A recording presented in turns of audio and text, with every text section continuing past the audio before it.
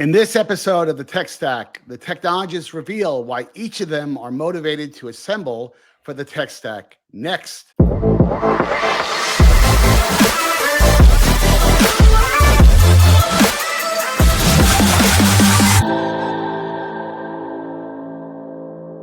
Today is Friday, August 1st, 2025. And for those of you that are new to us, the Tech Stack webcast is all about a trusted team of professionals, what we call the Technologists, having deep tech conversations that cut through the hype to deliver actionable insights from top tech analysts, backed by proven research and deep experience in the field. And with that setup, joining me for today's podcast are my fellow technologists, David Altavilla and Marco Chiappetta, principal analyst at Hot Tech Vision and Analysis, Francis Sadeko and Jim McGregor, principal analyst at TRS Research, and I'm your esteemed host, Mark Vina, CEO and principal analyst at Smart Tech Research. Guys, welcome to today's podcast.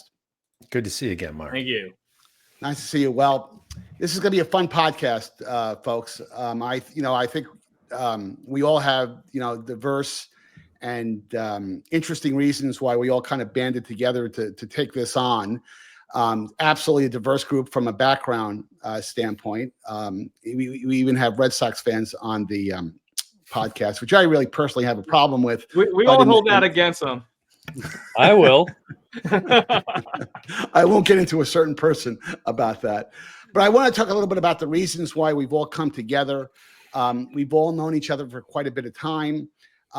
For me, the big deal is a variety of different reasons. My chief reason is that I respect all of you, even though some of you may be affiliated with the Boston Red Sox. I'll put that aside. But we all have different backgrounds. Some of us come from classic, product marketing, being on the product side of things. That would probably be a guy like me. I jumped into the analyst game about 6 years ago. So I'm relatively new to the field, but also the communication scheme is changing. The way companies are covered are an entirely different way today than it was even 5 years ago. So with that, let me start with Dave, and I'd like to get Dave's perspective. Dave, what's your big motivation for why you're part of this? Why would I put myself through this, torturing myself with you guys, just because I happen to live in the Boston area, the Red Sox here, Team Red Sox, or the Red Sox Nation, if you will. You're absolutely right, Mark. It is a great opportunity to get together with some esteemed analysts, folks like you, guys like you that enabled deep insights that I don't think come too commonly these days. But it's an opportunity to get together with my esteemed colleagues in a time when there's a real need in the market for well-rounded collective opinions and analysis pulled together from true technologists like yourselves. We have a great opportunity to make deep tech digestible. That's what gets me up in the morning. And I don't think any of us consider ourselves financial analysts in any way, shape, or form, right? But however, we are certainly capable of unpacking deep tech to assess market impact, to assess growth trajectory, and we can influence markets and decision makers in the process. And I think that's what is so interesting to me. There's a great opportunity as a team for what we're bringing together, together as a team here. I also think there's so many different disruptors emerging in the market right now as well, from the explosion of AI and who's going to be the next big NVIDIA or OpenAI in the market, or OpenRisk 5, the emergence of that and how that's gaining traction now, to robotics, agentic AI. It's just a fascinating time to be in the market. Things are really heating up, and I'm pretty stoked. Now, Francis, let me drill down a little bit about one of the comments that Dave made, because, I think we all feel that we are influencers to the degree, as much as that, I don't know if that term has come into disrepute, but the fact of the matter is, we have friends, we have colleagues, we have all kinds of people that come to us for our opinions about technology, because it's a pretty confusing landscape. But with that, it's that old Star Trek. Was it Star Trek or Star Wars? with great power comes great responsibility. Spider-Man, Mark. Spider-Man. That's right. Spider-Man. Mark, if you say that in some circles, you're going to get beat up. Yeah. I would get attacked, and Stan Lee would come out of the grave and jump on top of me. Yeah. But Francis, we're going to get your opinion, because that's really important, because I think that we all take this very seriously. Dave spoke to the financial angle about it, that we're not financial analysts. We're not mini Jim Cramers, and we don't profess that to be. We do drill down on the marketplace from a headwinds and tailwinds standpoint, but I think we like to call balls and strikes. So let me get your perspective on that, Francis. Yeah, so I don't know that I'd call us influencers in the way that's being used in kind of general social media right now. We do influence a lot of people, and I think the biggest distinction is we're not just looking for and we don't target just any click, right? We're not looking to just get a bunch of people clicking it in some country across the world just for the click. We are looking to really work with the people, both the people that we'll feature in this podcast, but also the people that we are looking to get an audience with, and already have an audience with, because I think you'll probably go over this later, Mark.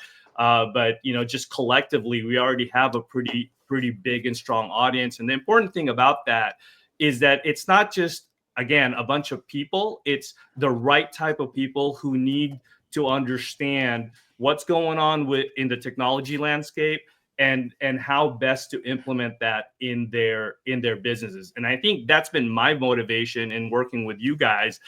We're in a really unique time in the industry right now, where technology is no longer the sole area or realm of the technology industry. So with some of the things that Dave mentioned, as far as AI and so forth, technology is now is very pervasive in really every aspect of the human condition. So what that means is there are a lot of companies right now where they've used technology in the past. Obviously, everybody uses computers, cell phones, or whatnot, but it has never been a core part of their value proposition or capability.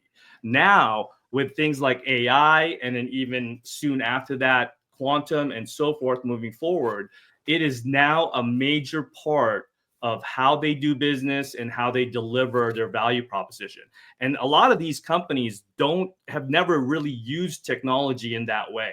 So one of the things that's really motivating me is trying to bridge that gap, between the technology and then how companies can really utilize them, and take advantage when maybe they've never really had to do that in the past. So bridging that gap is a key motivator for me, and I think it is something that both our featured guests that we're going to have and our audience is going to find a lot of value in. Now, Marco, please forgive Francis for pointing out that he's not Kim Kardashian. He's not an influencer in the traditional sense, in the Kim Kardashian sense, which is good. Yeah, I don't have the hair for that. But Marco, let's get your perspective on the topic, because you come at it from we'll probably come at it from a slightly different angle. So let's get your perspective. Yeah, so the speeds and feeds and the deep technical disclosures are like what get my juices flowing, and I often find that in my opinion, right, we're working with and engage with companies that are filled with some of the smartest people in the world, and we're often fed so much information from the fire hose. It's really tough to absorb it all in a couple of hours in a briefing or on a Zoom call or what have you. So surrounding myself with guys like you, where we can have a deep discussion, it really helps me to form opinions and perhaps change opinions where I didn't fully understand something before. So that's part of my motivation. Like I often say I love being the dumbest guy in the room, and I'm happy to surround myself with guys like you that could help me build my knowledge base and form really solid, informed opinions. Now, I also agree with what Francis is saying, that the companies that we engage with, they often don't leverage technology properly. And I'm speaking strictly in terms of engaging with audience and engaging with media or engaging with analysts. And the people that they're trying to reach are also consuming a lot of this information differently. So this particular format where we can sort of just all hop on camera and have a lively, active discussion that's purely organic and cover all of the finer points that we really need to get out there from some deep technical stuff that's perhaps not easy to understand. I think it's a fabulous medium for getting information out there, and I'm looking forward to seeing what we can all do together. Marco hit the nail on the head. One of my favorite sayings: if you feel like the stupidest person in the room, you're in the right room. Exactly. Right? Exactly. That's a great, I love that saying. Yeah. Go ahead. It's too bad Stan Lee's not alive. He'd appreciate that. That would have shown up in a Spider-Man movie. Jim, here's the interesting thing I want you to kind of focus on, in that we all come at things from a big, fairly robust technology standpoint. And one of the things, me being in my prior portion of my career, being on the product side and launching products for companies like Compaq and Dell and Alienware, yada, yada, yada, is the trade-offs that you have to make behind the scenes if you're a product person, that sometimes it's not fully recognizable by a customer or by a third party. And I think if you come at this, what we do, from too high level, and you've never really had your fingers in the mix about those big decisions that you have to make, again, the end user customer, whether he's an enterprise customer, whether he's a consumer customer, they don't really have a full appreciation, the agonizing decisions that you have to make. So I wanted you to kind of discuss it from that perspective, because you do obviously have a very rich technology background, and I'm sure you have a perspective. Yeah, definitely. It is challenging. It's great to be an analyst. It's great to, see all the new technology, where technology is going, work with these companies and everything else. But it's also a challenge to be on that other side of the fence. When you're an engineer, you're a product manager, you're focused on what you're doing. Same thing if you're just watching technology and you're trying to analyze where technology is going. Unless you're really involved in it and you see everything from a broader perspective, it's sometimes difficult to really understand everything that goes into it. I really hope that through myself and my colleagues' technical background as product engineers, product managers, everything, and analysts, that we can really bring some of that detail into focus. And that's a key reason for doing this. There's so much going on in the industry right now. The pace of innovation has never been faster than it is today. We all go to a lot of conferences, we talk to a lot of different companies, we all have different perspectives. We get the opportunity to talk to each other on a regular basis, but we're all coming at it from a different angle. And I really, really hope that this webcast series that we're doing, not only provides them with timely information, so that not just once a month, once a week, but several that we're doing on and on and on, but it gives them the detail to really understand where the decisions are, where the technology is, where everything fits together, all these massive pieces of the puzzle that fit together. I mean, it seems like every day, that's the best thing about being an analyst, is every day I'm still learning. And it's great to learn. It's great to work with esteemed colleagues that, we're also on the same path and looking at things, different technologies, different markets, and in different things in different ways. Yeah, Dave, I'd like to kind of drill down on what Jim was talking about, and that it is kind of a fun job. Let's face it. We do a lot of traveling. We go to fun places. It's not a 9-to-5 job, because a lot of the companies that we tend to cover are all over the globe. You really can't be, specifically focused on the U.S. if you really do want to have a perspective of what the market looks like. You have to take a look at it from a global standpoint. But the thing that's changed, thankfully, in the last couple of years is that, by and large, many of the companies that we cover have these events, and thank God we're past COVID. And we're not going to, I think we've been out of it for quite some time, which I think the world appreciates. But now we're actually going to events.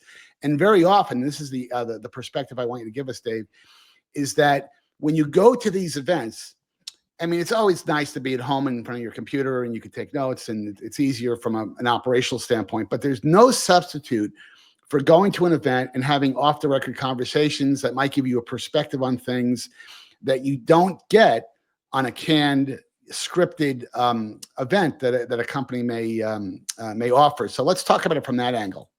Sure. Yeah. No, great observation, Mark. And it's funny, COVID did allow us to scale a little bit easier, right? Because you're very efficient with, a camera and a mic like we are right now in front of each other, to get a lot of meetings in and to cover a lot of ground, right? Super efficient medium. Great.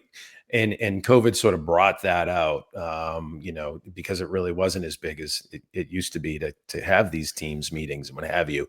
But you're absolutely right. The backdoor conversations, having a cocktail or a cold one with, a colleague from one of these companies, the partners that we work with, semiconductors, systems, OEMs, really getting to know people. And I think that's the perspective that I enjoy bringing. And I think you guys all enjoy bringing as well. And we hope to bring to this webcast is the people behind the brand. There are some brilliant minds, as Marco alluded to earlier, that we work with every day. And sometimes you don't hear about them. You hear about the product, the speeds, the feeds, what it can do, how it's reshaping the landscape, but you don't get a sense of the people behind it. And so really good to have this medium to expose that, to get to know people that are reshaping the landscape in tech, but also getting the perspective when we go to these events to meet with these folks, getting the perspective of, for lack of better words, how the sausage is made, and really developing those relationships, and learning how these teams come together to reshape tech. It's fascinating, and I hope we can help deliver that to our audience here as well.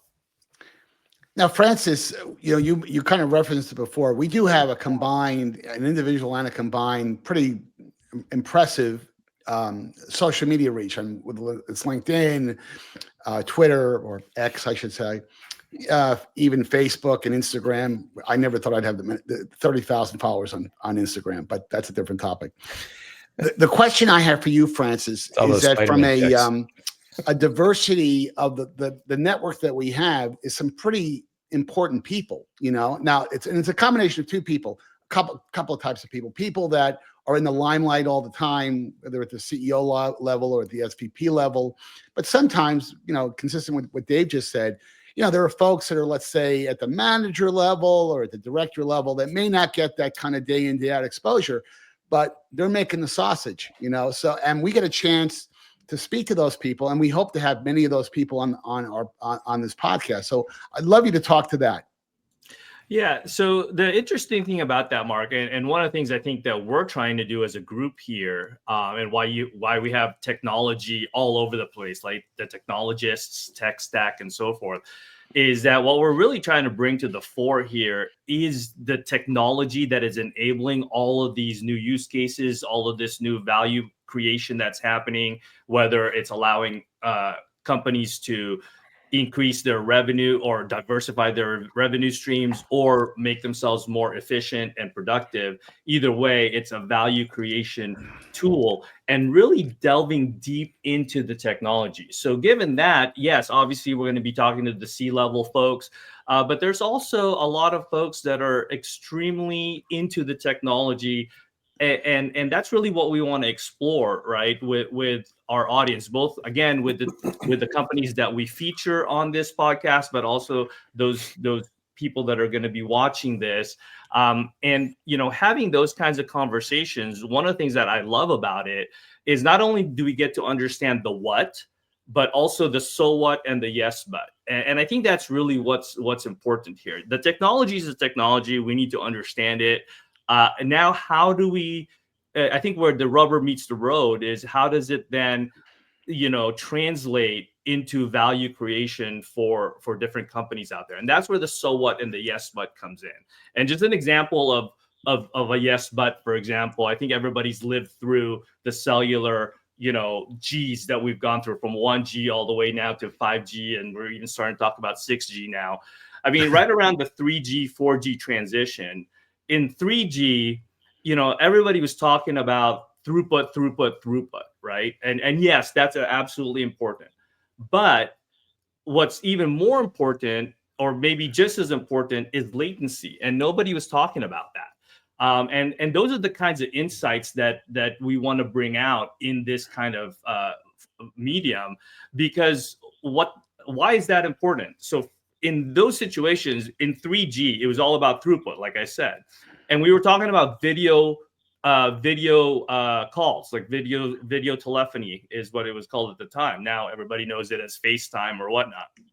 But what throughput did was, if it got to a high enough level, it made it possible. But what made it usable was the latency, and that's why it was so important to also bring that out to the fore. Because if you ever tried to do a video call back in the 3G space, you could do it, but it was so delayed and stuttering, you wanted to throw your phone out the window.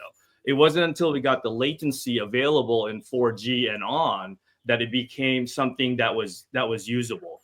And so those kinds of insights, I think, are what, as we talk to those people that you mentioned, are what we try to bring out and make those connections, again, to maybe people, companies and audiences that had never used core technology as a core for their value proposition, but are now starting to have to do that, and they need to make those connections. Now, Marco, I want to kind of pose a question to you, because you're involved in a lot of product review activity, and you do a lot of really great stuff, you and Dave. But the thing that's interesting is, it's been my experience, a really good company, whether it's an ingredient company or whether it's a company that creates end user products, whether it's on the enterprise side or whether it's on the consumer side, they really value very frank and candid feedback. It's very rare that at least in my experience, when I've done product review stuff, that you get a company that goes ballistic if they don't like your feedback. Because generally, if it's well formed, if it's feedback that's reasonable, they'll react in a very, hey, thank you for pointing that out. Because despite what people think, there is no such thing as the perfect product. Every product involves trade-offs, like I was talking before. So let's talk a little bit about from your perspective, because you are knee deep very often in product reviews, and just talk a little bit about the fact is that we really want this this vehicle to be a very frank and candid tool to really call balls and strikes. We don't want this to be kind of an electronic press release that's going to say, hey, how wonderful everything is, because it really is. Right. So let's talk about it from that perspective, if you don't mind. Yeah, so you three guys just set me up perfectly for a thought I had in my head. Like, just going back for a second, talking about the relationships we have with the people involved at these companies, right? The relationships we have with them are important, so we can extract information. But the relationships we have with audience and they have with audience are equally important.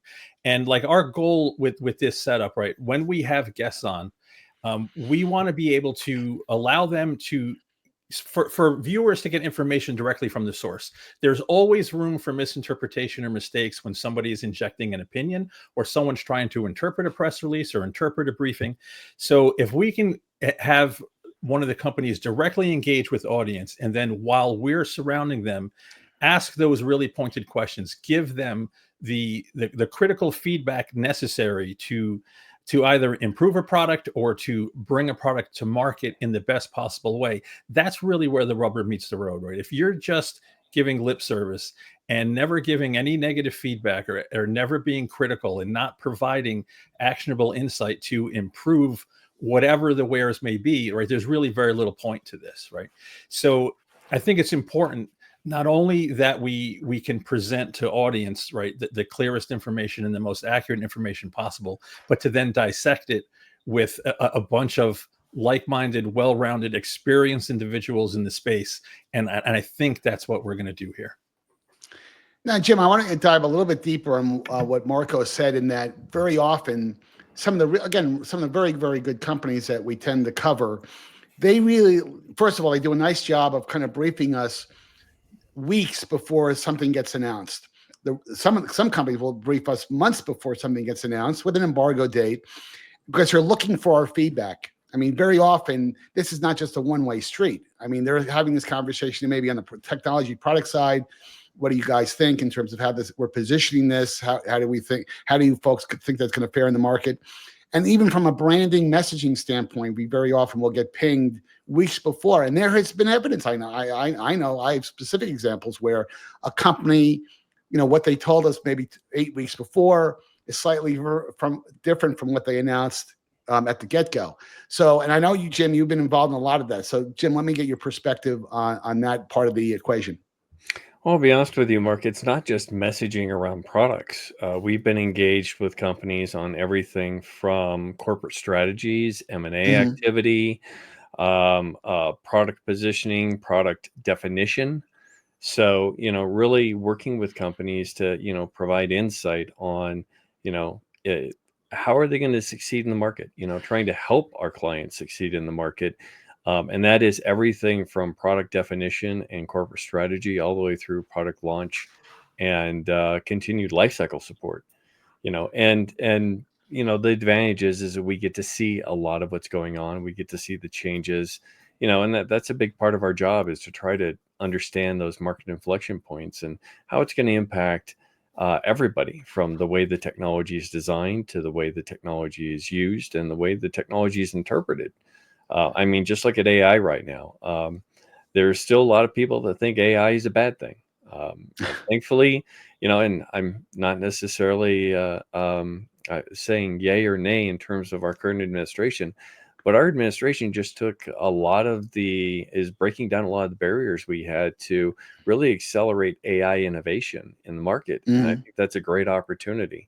And I think it's our opportunity, as analysts, to help, direct the industry, direct the regulators, direct Wall Street, direct consumers about, where technology is, where it's going, and how it should be interpreted. Well, this has been a great discussion. I'm glad we had it. I think the audience that we hope to get involved in this, I think, will appreciate the candor and frankness and just the insight that we all have, being folks that have been around in this space for some time. Let me give each of you about a minute just to close some closing comments of why you're so excited to be involved in this. Dave, we'll start with you. Hot seat. Here we go. Well, I would say I'm excited because, as I mentioned earlier, technology is moving at such a fast pace now. We've hit an inflection point in terms of whether it be AI designing silicon. We're able to do so much more with so much less resource these days, and so I am absolutely fired up. I think we have some of the best jobs in the world because we get to track this market space that we're in. Technology is super fascinating, and we get to work with some of the brightest minds. And so I'm fired up to bring it to our audience, to help unpack it, to talk about what excites us. And, I'm fascinated every day with what I learn, and I'm looking forward to helping others learn as well with all of you guys who are super smart folks as well. So, hey, feel pretty fortunate. That's for sure. Gratitude. I would say that would be the key word for me. Francis, why are you fired up? Well, so Dave said, and I agree with him in terms of the velocity at which technology is evolving right now, and given all that, is trying to find those nuggets, like I said earlier, the so whats and the yes buts, and making those connections. I want to go deeper than just a press release and what that means, or the headlines that you see out there. With this group, I think we're able to take that and then figure out, okay, what does it really mean? How do we cut through the hype, both positive and negative? And where is the right time for a particular company to engage and how to engage? So I think, that's what I'm passionate about, is figuring out how to me, innovation isn't just, pie in the sky or talking about new technology. It's about taking that technology and making it work for us and create value. So I think that's what I'm really passionate about. Marco, let me give you a shot. Sure. So I'm the luckiest guy here, right? So I thrive on the energy of other people, and I have been passionate about technology since a very young age. And nearly 30 years ago, Dave came across me from another website. We started this, started to work together, and I turned my hobby into a career. So I get to do every single day what I've loved to do since I was a kid, and I get to work with great guys like you and engage with literally the who's who of the technology space. So I couldn't be happier from that standpoint. And to start something from ground zero with you guys and hopefully build it into something really great, I'm excited to see what we could do.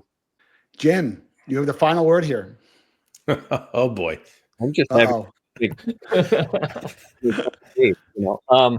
No, actually, it's really what excites me about you guys is not only the opportunity to work with you, but the fact that we're going to be bringing on some very intelligent and respected people into this series to talk about, where technology is going, what their vision is, what how they think how the technology, the market, the usage models are going to evolve over time, and the fact that it's changing so rapidly. I think it gives us a great opportunity to keep that dialogue going constantly. Well, that's great. Well, gents, guys, thanks for your time. It was always great catching up and doing this kind of broadcast. I'm very, very excited about it, getting involved in this myself. And for our viewing and listening audience, thanks for making the Tech Stack a part of your day. Folks, please hit these like and subscribe buttons or use these handy on-screen QR codes to connect with us. And until next time, we're looking forward to catching up with you on the Tech Stack.